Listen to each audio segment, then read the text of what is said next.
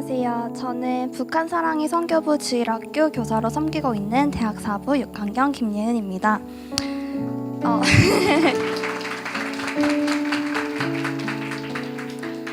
북한 사랑의 선교부 주일학교 교사로 약 1년의 시간을 보내며 주일학교 선생님들로부터 굉장히 많이 들어왔던 말이 있습니다.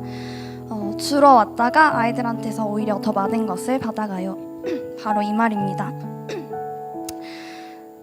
시간과 사랑과 또 마음을 주고 싶어서 교사로 섬기기 시작했지만 아이들을 알아가고 아이들의 지나온 삶에 대해 듣고 또 아이들의 미래를 앞으로 함께 꿈꾸는 일은 오히려 저와 선생님들이 받은 선물 같습니다.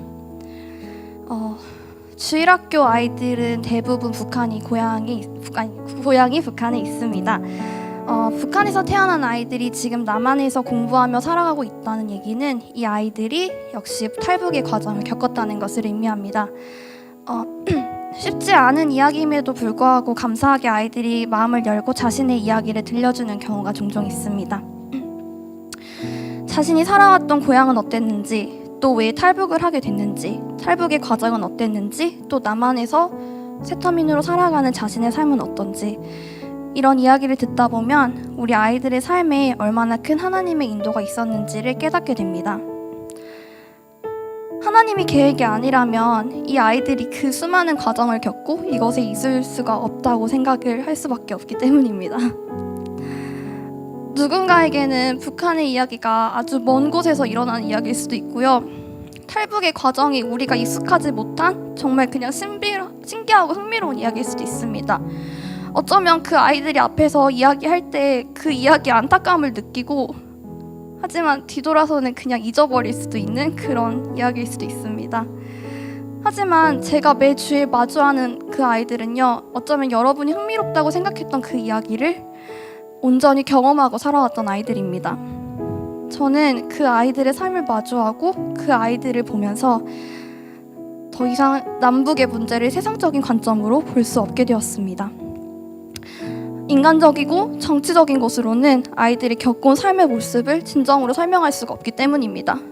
왜 우리 아이들이 이 힘든 과정을 겪어야 했는지, 또 지금 이 힘든 과정을 겪고 있는지는 정말 하나님의 계획과 그의 시선으로 밖에는 설명할 수 없습니다. 아마 통일은 바로 되지 않을지도 모르고 또 누군가는 정치적이고 경제적인 이유를 들어서 통일을 반대할지도 모릅니다. 통일에 대해 소망이 없다고 이야기할 수도 있고요.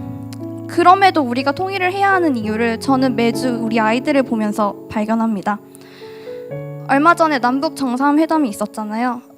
그 주에 우리 아이들이 정말 통일에 대한 기대감을 많이 나타냈습니다.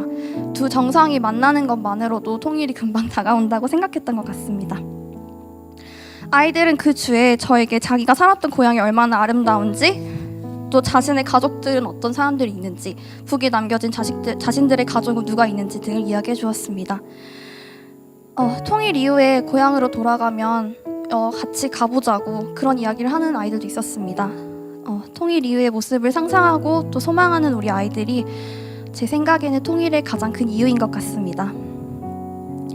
아이들의 삶을 은혜로 이끄시고 또 모든 과정 속에서 역사하신 하나님께서 우리 아이들을 통하여 통일을 이루어내실 것이라고 저는 굳게 믿고 있습니다. 교사로서 통일의 주역이 될 아이들을 양육하고 길러내는 일에 참여할 수 있다는 사실이 참 기쁘고 감사합니다.